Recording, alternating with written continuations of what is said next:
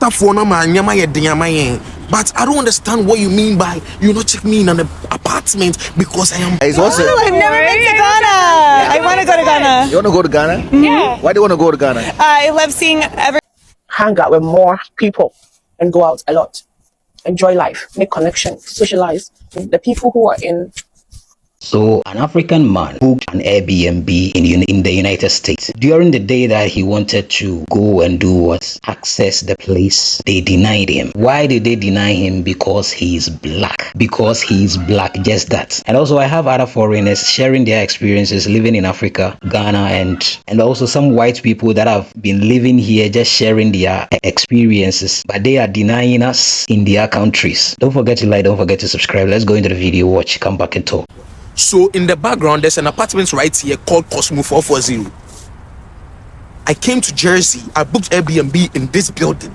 And when I was about to check in, host said he won't check me in because I am black. Bro, I sent my ID to this host. The host said he will not check me in because I am black. Matthias says akata for no man nyama ye diamayen. But I don't understand what you mean by you not check me in an apartment because I am black. Like me to minti me Jimmy to say obia. Hey. So yes, thank you very much. You already know the name, Mr. Ghana Boy, and I'm here with these amazing guys. What's it? I've never been to Ghana. I want to go to Ghana. You want to go to Ghana? Mm-hmm. Yeah. Why do you want to go to Ghana? I love seeing everywhere in the world, and I want to see Ghana because it's apparently beautiful. Okay. What and about the people are so nice. I think she covered it. She covered that. She covered it. Apart from Ghana, what other African country do you want to go? Tanzania. Tanzania. Wow. Mm-hmm. What other African country do you know? I mean, South Africa. South Africa. I mean, that feels penguins. very cliche, though. I shouldn't say that, right? No, it's right. South Africa is also an African Where else country. do I want to go? I mean, Morocco, for sure. Morocco, Egypt, but that's so basic. Yeah, it's we're being basic. No, you guys are not being basic. Yeah, these are the very countries, and especially putting Ghana first is good. Obviously, Ghana is first. Obviously. Yeah. When are you guys visiting Ghana? Next year. Oh, my 40th birthday is in 2 years, so that's when we're gonna visit. These are the things I would have done when I got to Ghana 14 years ago. One, I would have tried my best to get a Ghana passport. I don't mind paying for it. Back then, it would have been very easier to acquire a Ghana passport. I wouldn't have mind naturalizing or doing anything legal, at least, to get a passport. Two, hang out with more people and go out a lot. Enjoy life, make connections, socialize with the people who are in great places today. Back then, were not in great places. And I just realized that most of them would have been friends of mine or in my social circle if I had gone out more. I was more of stay indoors, steady, don't go out, because going out means you're not serious. So I just came out. So three, I would have not cared about what people would say and just do what I'm doing now back then. By now, I would have been far. Four, I wouldn't have cared about what my parents thought, think, or would do. That was one of the things that really kept me behind badly. They were in another country and I'm here alone. But then that overprotectiveness they had on me and that control they had on me was so strong. I was always considering things before I do them, or I just end up not doing them because what would they say? So 14 years ago, I would have done these three things. There are more, there are a lot of them, but these three were most of them. Listen, the struggles of being Ghanaian are something else. Anyone who's older than me, automatically my auntie or uncle. I've never met you before in my life, you're still my auntie or uncle. If I go out to Ghana function, my mum's going, Lily, it's your uncle, say hi to your uncle. And then it's some random man saying, hey, I used to change your diapers when you're little, remember me? And I'm just there like, hi uncle, how have you been? It's a sign. Anytime I tell someone I'm Ghanaian, they don't believe me, they think I'm lying. Let me take lie detector test and I'll prove to you that I'm part of the Ashanti tribe. When people finally believe that I am Ghanaian, then they say, oh, can you speak Tree? And I'm just like, kitty kitty. And then my mum and my auntie or uncle start cussing me out at the fact that I can't speak Chi. Hey, you should take her to Ghana. Sister, why can't she speak Chi? My mum didn't teach me. Ghana Diaries Day 11, we are heading to Aqua Safari. If you're visiting Accra, or actually one of the Volta regions, you should do an Aqua Safari trip. It took us about 3 hours from Accra to get there, so be prepared for the drive. Big up our driver getting us back though, he did a madness. But Aqua Safari is this beautiful resort in the Ada region of Ghana. It's got a lovely pool and all this amazing wildlife around. Look at my husband just being the clown. They've definitely had an upgrade. We went here for the first time about 3 or 4 years ago, and they've changed the layout a little bit, which I really like. The day pass includes access. I think you get a drink and you get the buffet lunch as well. Children under 7 are free. They got water sports activities, jet skiing. You can do archery, I think, as well. The turtles had a great time. When we got back, me and my dad went to Frozen Cabana again. And then I said, I'm stepping outside tonight. So I went to Republic. It was a Tuesday and they do a karaoke on a Tuesday and the energy here was lit. I've never seen Republic this busy. Like, it was crazy. Day 11 in Ghana done. The girls trip in Ghana continues, and here's another day in my life in Accra. We woke up kind of late today, so we skipped going to the pool, got ready, and went straight outside. And since the night ended at Ace yesterday, we are in need for some caffeine. We are still on the hunt for the best matcha in Accra. And you guys recommended Nissan San Matcha, so we made our way there and ordered the ube matcha. And you guys were not lying. This was a 10 out of 10. I just wish it was bigger, but we will be back for more. This is definitely the current winner. Anyways, we made our way to the shea butter museum because on today's itinerary is shea butter making. I actually found out about this place when watching Speed's live stream when he was in Ghana, and I knew I had to come here. In Ghana, shea butter is not just skincare, it's tradition. When you get here, you take your shoes off, get some socks, and then the whole process starts. First step is pounding the shea nuts, and after that, it goes into a manual grinder. We just tried it out for a bit because it's hard. It even smelled good. And after that, we hand grind it into a paste. Then it's cooked until the oil separates, and this would be the finest shea butter. With this class, you also get a free coconut, which was so good. And then you can mix in oils and natural coloring that comes from fruit into your shea butter. I went for pink and pineapple oil, which smells so good. After that, we went downstairs to learn more about shea butter and how each African country uses it differently. We also purchased different soaps and tried shea butter chocolate, which was so good. And then we tried edible shea butter. This is obviously used to cook food like coconut oil. I love this experience. After that, we went to the Accra Mall, and how many more eggs, please? This actually made us crack up. Anyway, we got a few bits that we needed. And because we only had the matcha all day, we went to KFC for a little snacky snack because KFC in Ghana is the best. But the funny thing is, we went to Buka after. I normally love Buka, but today was a bit disappointing. However, this place that you recommended, this dessert right here was outstanding. Belly full, happy heart. Bye, guys. Guys, I'm just gonna say this from now, yeah? You see, Nigerian men used to have my heart. They really used to have my heart. I have a soft spot for them, but Ghanaian men is where it's at.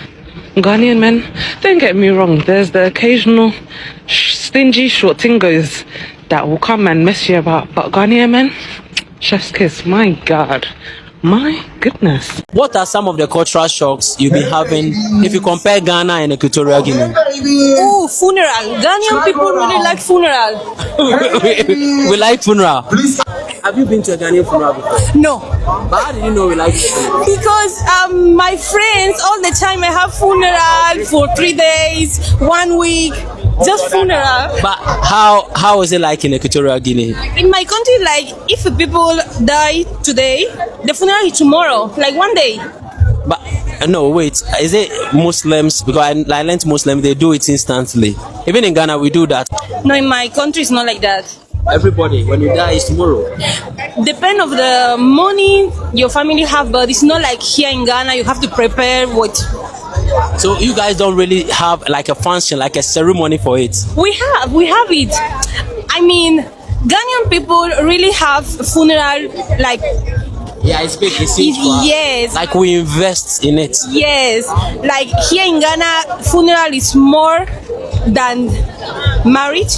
I'm Mowgli. I'm a wildlife photographer and artist, activist, and scientist. And before I came to Ghana, I never even heard of the word galamsey. So everything that I know now is what I've learned through listening to people sharing their stories with me and through my background as an environmental scientist. And what drove me to this place and staying here in Ghana for so long already is this. Ghana's last coastal rainforest. It's a protected forest reserve that has never been cut down. And it's a habitat for many endangered species and a place where nature still is in balance and can function as a carbon sink. So it's very important also in terms of protecting us from climate change. And when I heard that there is illegal gold mines reaching the forest reserve now, where the trees are falling and the soil is poisoned, that did catch my attention in terms of, caring about the planet. And so I stayed and I learned more and I listened to people. And what I learned for me is a quite shocking thing. So here I am trying to share what I've learned and make it visually available through my photography. Because the contamination that comes from the mercury that is used in the mining, it doesn't stay in the mines. It moves with the rivers into the ocean, where it contaminates everything that is there. So it's not just killing the fish in the rivers, it's also killing whatever is in the ocean. The nesting sea turtles that come to lay their eggs on these beaches, the migrating humpback whales and dolphins that move through these waters and then connected to the rest of the world because they migrate. So they move across oceans. So all the mercury and cyanide that is running into the ocean in this newly established or about to be established marine protected area for Ghana, it's not staying there. Because mercury stays. It's never going to go away again. It just persists in our body and the body of the fish and the body of everything that is getting in contact with it. So it's a problem for wildlife and biodiversity, and then ultimately our climate.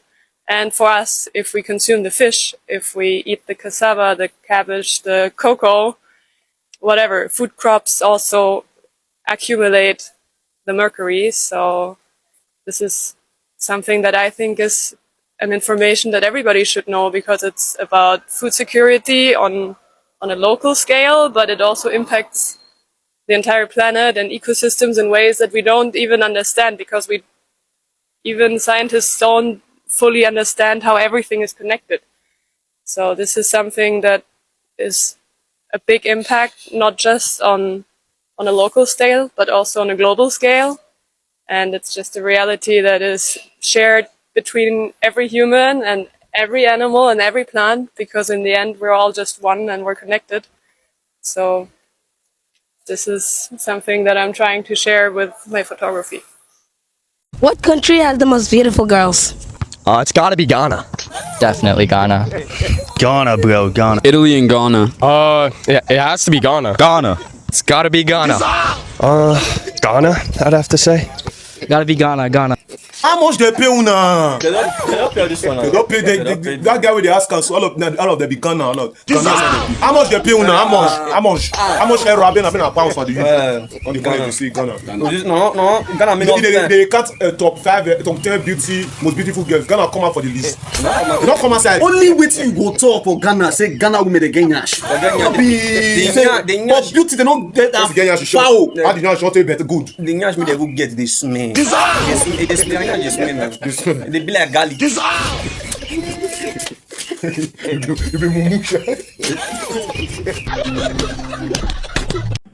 Ebusiafo ende meyere penny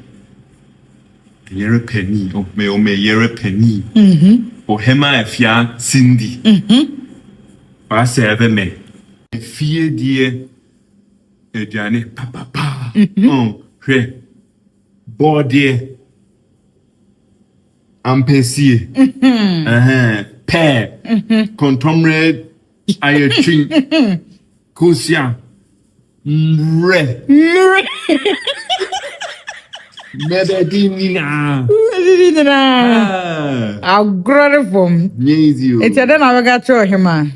Nyankopon shroud. Why? The dance We are the torso. The dance And you go be trying and oh. Me pay honest review. This one is the first time I'm eating this. Oh, first time I go to my cheese true. It's me curious. We have a choose.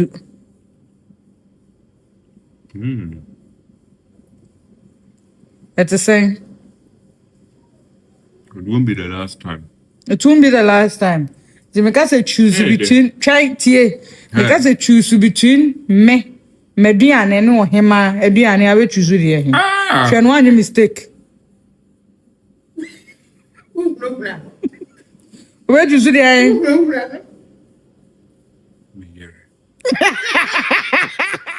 You are not going to understand what I want to talk about not till you have lived here. Now, as a Nigerian in Ghana, nobody announces that they are actually watching you. But guess what? They are watching you. Now, when I say they are watching you, they are not necessarily watching you in a bad way or in a judgmental way. They are just watching you quietly. So have this mental picture. You go somewhere, nobody says anything. There's no attention, there's no drama. But do you know that somehow, everybody has noticed that you got into that place? Now they are going to notice it by the way you talk, the way you dress, the way you react to things there. Now, as a Nigerian, you see, they are going to pick it very, very, very fast. But I want to say that this is where it got me all shocked or surprised. They don't rush at you, okay? Now, in some other places, people are going to size you up immediately you step into the room. They are going to label you. They are going to react. But right here in Ghana, see, it's all different. What the Ghanaians do is that they observe you, okay? They are going to take their time to understand you before they decide which spot or which place they are going to put you. Initially, I used to feel like, why is everywhere so calm when I go to that place? You get it? In my mind, I'm just like, maybe they don't like me. You get it? But over time, I have come to understand that it is far from what I was thinking. It's just the processing. It's the process, okay? Ghanaians can be said to be very intentional with energy. They don't just open up instantly. You get what I'm saying? They watch how you behave over time. They watch if you are respectful, if you're a loud person for no reason, how you carry yourself. Do you understand the environment that you are in? And once you are able to pass that silent observation that they have, for you, see, believe me, everything is going to change, okay? Now, these same people that were quiet around you, they are the ones that are going to start greeting you warmly, calmly. They are going to smile with you more. They are going to help you more. They are going to start, having conversations with you. But for all of these things to happen, you have to end that, that space first. Now, that is something that many Nigerians have not understood, or many foreigners have not understood. You cannot rush to be accepted here. You have to grow into it. And honestly, I can't but say that I respect it. And this is because when Ghanaians finally accept you, see, it's from a genuine place. They don't force it. They don't fake it. It means they have actually seen you and they are comfortable with who you are. So if you are a foreigner, a Nigerian that is living right here in Ghana, please tell me, have you ever felt that quiet observation from them before they warmed up to you? Or perhaps am I the one that is just, seeing what I want to see? Today we are dealing with the best combination of Ghanaian and Jamaican food. Let's go. The first thing you need to try is jollof and oxtail. Listen to me, everybody who knows me know I love dumpling. So dumpling and garden egg stew. Wicked. Dumpling and contemporary stew. Wickeder. Now see our next wicked one now. Banko and curry chicken. Next on the agenda we have palm nut soup abenkwang plus dumpling. Now we are gonna put some jerk chicken with some jollof rice. Tell me which one you try and tell me which one is the best. I just don't remember his name. Ghanaians, I'm sorry, please. Hold on. Forgive my wife. No, it's not him. I'm probably gonna make it worse. I'm begging you, please. Yeah? Yes. See? Is it a man? It is a man. Is he alive? He's alive, very much so. Is he an actor? No. A singer? No. A rapper? Nope. An athlete? Far from it. Is he a newsreader? No. Is he in the public eye? 100%, yes. Okay. He's not in entertainment. He's not in entertainment? No. Okay.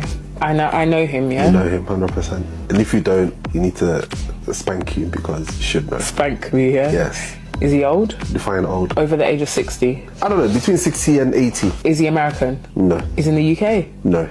Africa? Yes. Is he a politician? Yes. He still is a politician till this day. Is it the Ghanian president? What's his name? Is it Akufo-Addo or something? No?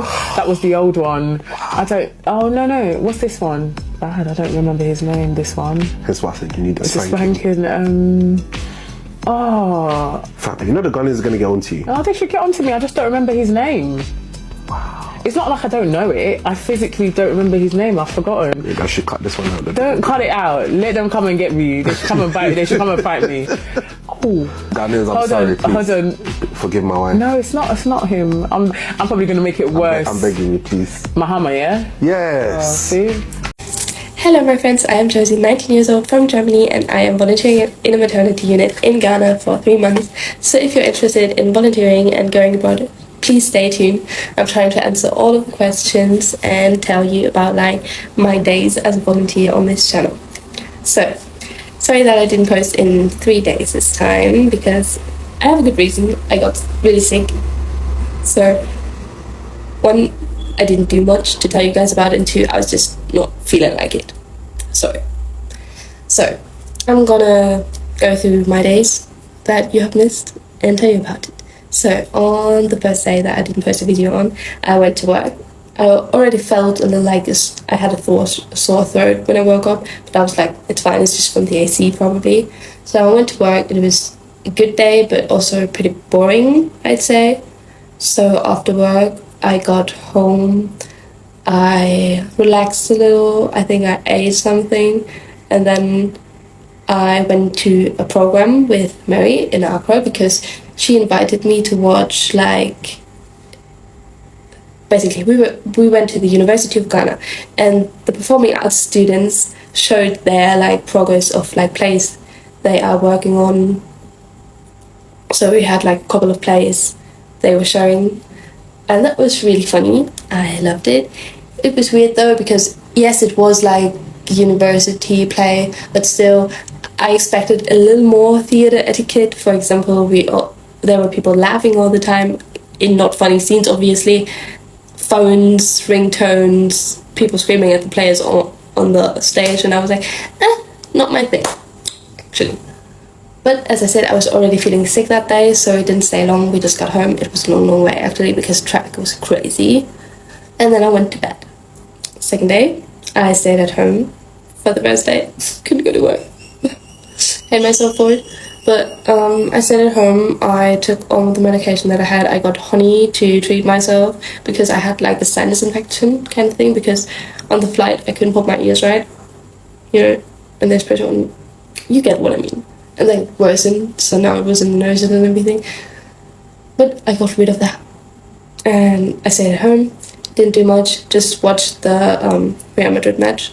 Originally I wanted to watch it at home, but we had a power outage, which now I can tell you, there are going to be power outages if you're not like in the main cities or something, and they can, and after like 10 minutes or 5 minutes, they can also go up to 2 or 3 hours. So be prepared. Have a flashlight, possibly a power bank, something like that. So we watched the match at the house where we usually watch the matches because they were using a generator for the energy and everything, power. And as you know, I'm a Real Madrid fan, but I am not mad that they lost. I think Bayern Munich deserved it. I have friends that are Bayern Munich fans, and also we kicked them out of the Champions League a few years ago, so I think we're even, it's fine. But what I don't like is, like, for first, people hate watching. It's a huge thing here. I don't think we have many hate watchers in Germany, maybe that's just my perception, but hate watching, not my thing. And second of all, I don't like when people blame one player for the outcome of the match. For example, with this match, everyone's blaming Kamma Dyn. And I'm like, yeah, but it's 11 players, we have a trainer, and we have the head of the team, and they're all the reason for this outcome. So yeah, I don't like that. This was my second day. And on the third day, I stayed at home again. I took a long nap, and I am preparing to go to work again tomorrow, so I rested for a long time. The only thing I did was get a few drinks in the supermarket and also some snacks because I was hungry. And after that I went to the barbershop and played some cards with the guys from the barbershop again, which was really funny after not being able to do that when I was sick. So yeah, and that was my 3 days. Sorry for the long video. I am probably going to post tomorrow though, because I have work and afterwards I'm going shopping, so I have a lot to tell. Stay tuned and bye. You see, it's very funny. In 2026, for God's sake, some white folks are still doing this in Europe and in the United States. Whilst in Africa, you come, especially Ghana, you see white people all over the place enjoying themselves, living their lives. Nobody is doing anything to them. But in 2026, you will have some white people in their countries, their respective countries, denying blacks access to a lot of things. Why are we still hating on each other till today? You see how how the guy is shocked? Because he's African. He's never experienced something of this sort before, and he knows how we treat white people in Africa, especially in Ghana. It's sad. Like, this is something that Black Americans have been going through for centuries. I think it has even gone down a bit, but it is still happening. This is so sick. You see them here, they are just all over the place enjoying their lives and everything in Africa, but just look at what they've done to a bro. For what? You see the guy that was interviewing the 3 white ladies, the way they were happy the moment the guy mentioned that he's from Ghana. Hey, they are happy. Yes, I know that it's not all white people that are racist, but bro, it is still going on, because I'm sure they've heard something good about Ghana and they want to visit. Bro, let's be serious. Let's push this thing away. You see them coming to Africa, coming to do their research, all these things. I bet you all these things that they come to Africa to do, volunteerism, whatever, it's all for them to get information from these countries, these respective African countries, from all these African countries. They want information, so they come, they do their research, they take it back. They want to know. I remember some time ago I posted a video here, and one white woman was like, she came here to do a research, and the research that she came to do, she was basically amazed to see that Ghana has never gone through any civil war before. A country that is basically surrounded by countries that have gone through civil war and all that. Only Ghana has never gone through that before. And she wondered, imagine this mentality or mindset. We should do better. Our leaders should just take our security very seriously, because honestly, some of these people coming in all the time. Just look at what they are doing to us in their own country, and we allow them do whatever they like in our countries. Thank you so much for watching.